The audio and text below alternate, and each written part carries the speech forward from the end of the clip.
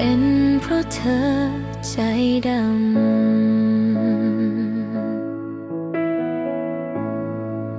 ฉันถึงไม่ได้เธอหรือเป็นเพราะเราไม่ใช่คู่กันมาตั้งแต่ฟ้าหรือโชคชะตาของเราไม่ถึง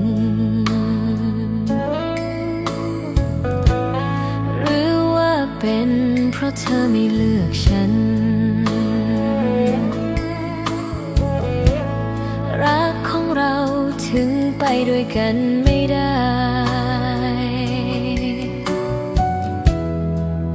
ความรักของเรากลายเป็นของเขา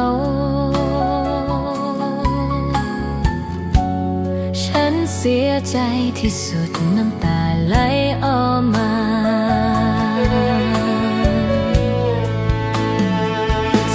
เป็นคนเปลี่ยนไปเธอเปลี่ยนใจหรือเป็นเพราะโชคชะตาของเรา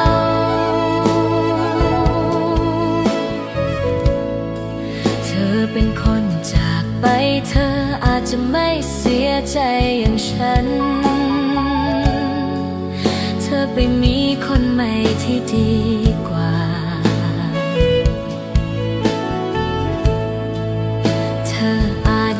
ฉันไปแล้วแต่ฉันยังคิดเสมอว่า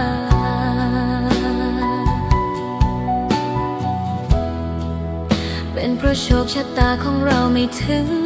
กันฉันถึงไม่ได้อยู่กับเธอฉันยังคงเสียใจทุกวันกับความคิดถึง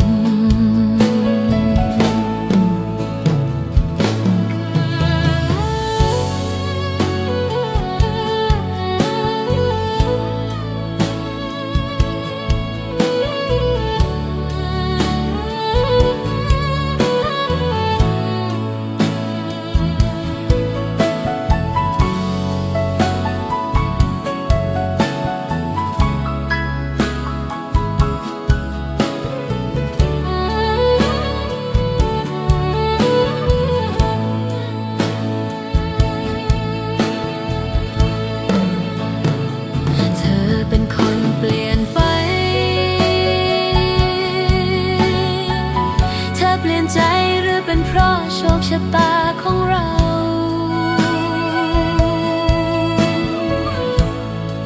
เธอเป็นคนจากไปเธออาจจะไม่เสียใจอย่างฉัน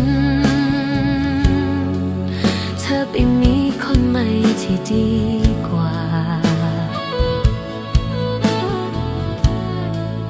เธออาจลืมฉันไปแล้วแต่ฉันยังคิดเสมอว่า